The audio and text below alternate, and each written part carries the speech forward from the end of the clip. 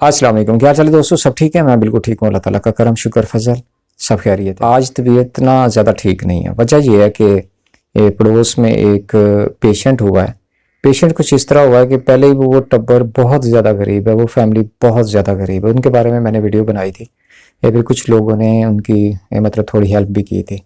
तो हुआ ये है कि एक बाप है, उनका नाम है चचा आरफ, और एक बेटी है।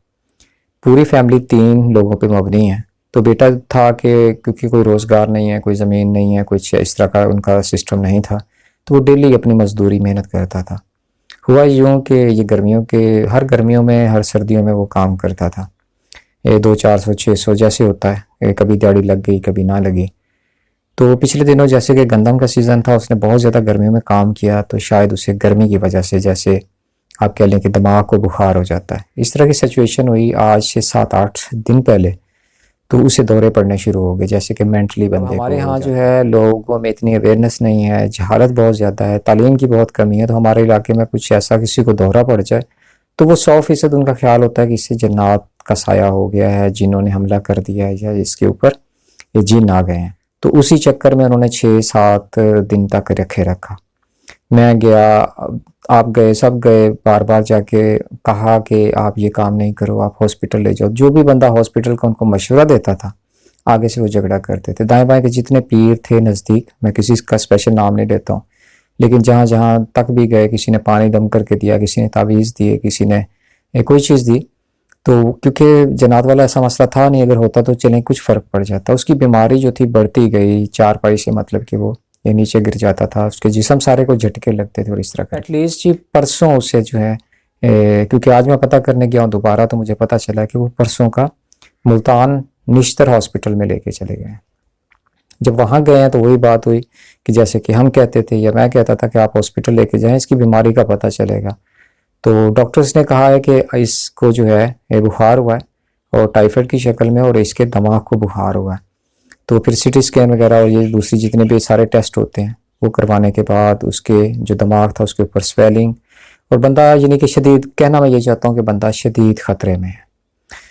इतनी जहालत है हमारे लोगों में, हमारे दाएं बाएं के लोग जो होता है, कुछ भी उन्हें छींक भी आए तो वो समझते हैं कि हमें जादू हो गया, हमें किसी ने तवीज़ कर दिए हैं, जादू टोना हो गया हमारे साथ। तो ये मैं भी मानता हूँ कि जादू होता है, जादू हो जाता है, किसी पे भी करो। ये अंबिया कराम पे भी जादू जो था वो चल जाता था, लेकिन हर वो चीज़ कि हमें खांसी भी आए तो हम कहें कि हमें जादू हो गया। तो डॉक्टर्स ने ये कहा है कि इसका जो है चांसेस जो हैं बहुत मतलब क्रिटिकल सूरत हाल है, तो दुआओं वाला मसला है। तो उस चीज़ पे बहुत ज़्यादा दुख हो रहा था। मैं सोच रहा था कि हमारे इलाके में, हमारे माशरे में, या हमारे दाएं बाएं कितने लोग इस तरह की ढिठाई का मुजाहरा करते हैं, कितने वो ढीठ होते हैं जब उन्हें कुछ से लोग उन्हें समझाने की कोशिश कर रहे होते हैं कि ठीक है आपने दुआ करवानी है, आपने तवीज़ करवाने हैं, भाई आप वो भी कराओ, रूहानी इलाज के हम भी कोई मुनकर नहीं है, होता है, लेकिन साथ साथ में दुआ के साथ साथ दवा का होना बहुत ज़रूरी होता है।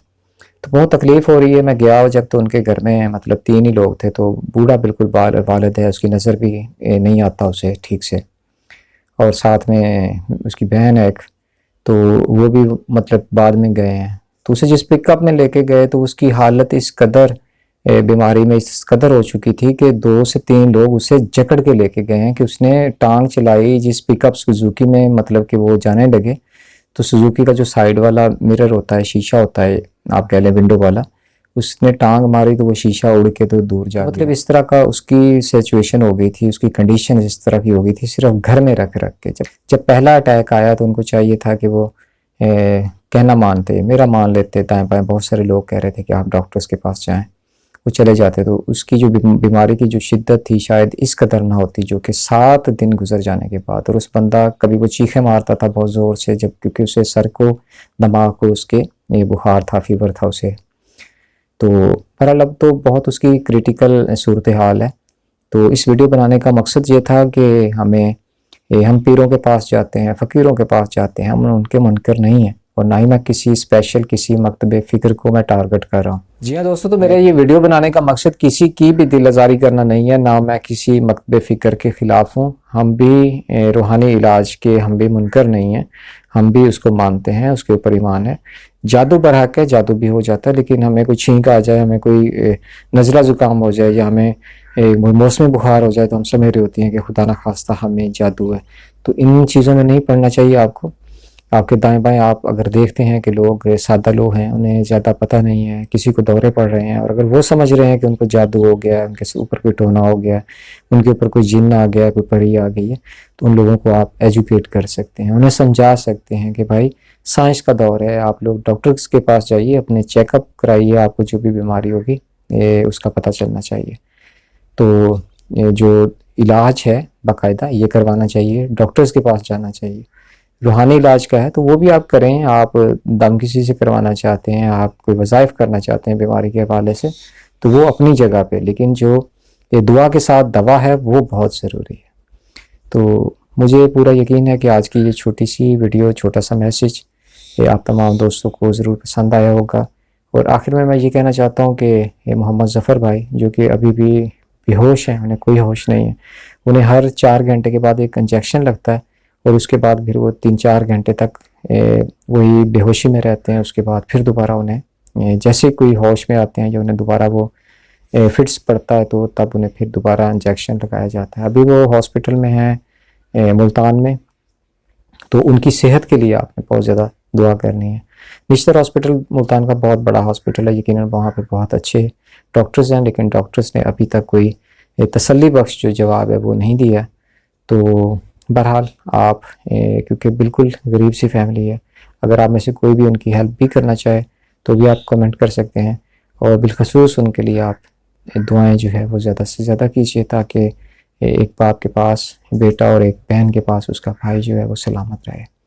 तो आज की वीडियो इतनी है। मुझे पूरा यकीन है कि आज की ये वीडियो आप दोस्तों को ज़रूर पसंद आई होगी। अगर आप चाहते हैं मेरी आइंदा वीडियोस देखना, मेरे चैनल को अभी सब्सक्राइब कर लीजिए, साथ में घंटी के निशान के ऊपर ज़रूर प्रेस कीजिएगा ताकि आप मेरी आइंदा आने वाली वीडियोस देख सकें। इंशाल्लाह ताला बहुत जल्द एक प्यारी सी खूबसूरत सी वीडियो में दोबारा मुलाकात होगी। तब तक के लिए अपना ख्याल रखिएगा और अपने इस चैनल का भी। अल्लाह निगहबान।